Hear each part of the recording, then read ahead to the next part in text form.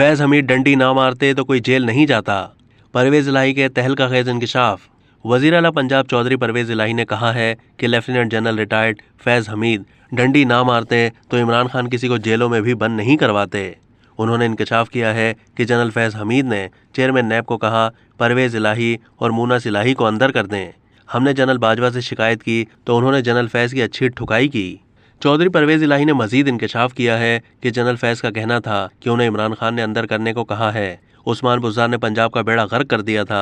मैंने 4 महीने में सब ठीक किया है। पंजाब की वज़ारत आला के दौरान एक दिन आराम नहीं किया, मगर अब ऊपर से डंडा चल गया तो चल गया। वज़ीर आला पंजाब ने कहा कि इमरान खान को 3 महीने पहले कहा था कि जनरल कमर जावेद बाजवा हमारे और आपके मोहसिन हैं। उन्होंने हमें बिठाकर बाजवा साहब को बुरा भला कहा है।